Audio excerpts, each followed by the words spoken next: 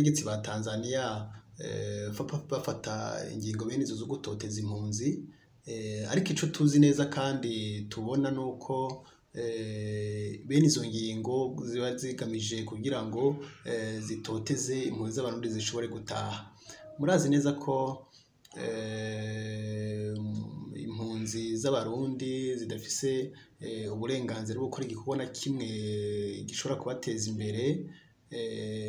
Murazi neza ko bamye babahohotera, bakabatemagurira ibitoke, bakabononera ikintu cose cotuma bashobora kwiyungunganya. Mbere no kuva aho iyo ngingo isohokeye, mwarumvise ko baciye birara mu dusoko turi muri zone ya 11, mbere no n'utubutike baratubomagura.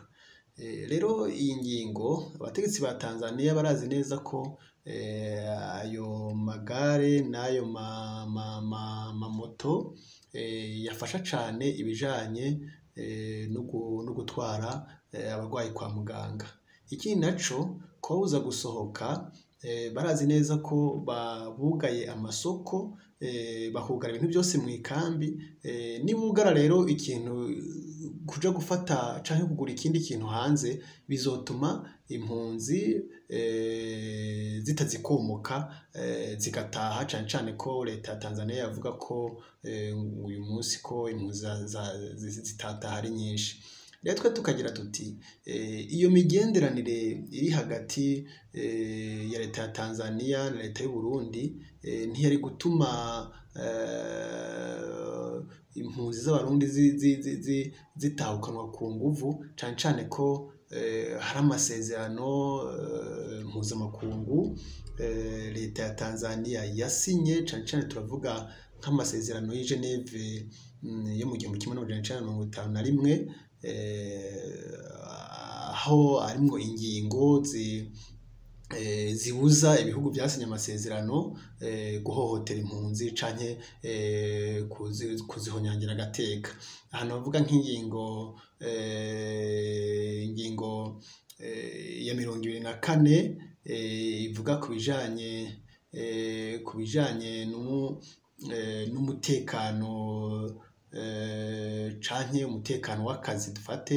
Ikindi ingingo ya 26 iravuga ku bijanye n'uburenganzira bwo gutembera, uburenganzira bwo kugendagenda mu gihugu. Ikindi hari ingingo ya 33 muri ayo masezerano nyene y'i Geneve ivuga ko kizira kikaziririzwa gutahukana impunzi ku nguvu atari yivyishakiye. Rero twebwe tugasaba ubwa mbere na mbere leta ya Tanzaniya kubahiriza amasezerano iba yarasinye, ikarekera umwidegemvya impunzi, cane cane ko iyo umuntu atarumva ko afise amahoro mu mutima, cane cane iyo abantu bumva ko hari ibibazo mu gihugu bahunze bavamwo, ibyo byose bishobora gutuma umuntu leta imureka we ubwiwe akihitiramwo igihe co gutaha, nimba abona ko kitaragera bakabanza bakamurindira. Ikindi dusaba ni HCR tuyisaba kubandanya ivugira impunzi, kubandanya yegera leta ya Tanzaniya, yereka ko ingingo iriko irafata zitubahirije amategeko, zitubahirije amasezerano ico gihugu kiba carasinye. Turasaba rero kandi n'amakungu kubandanya rikanuye, kuko ibintu biriko birakorerwa mu gihugu ca Tanzaniya ni ibintu biteye isoni n'agahinda.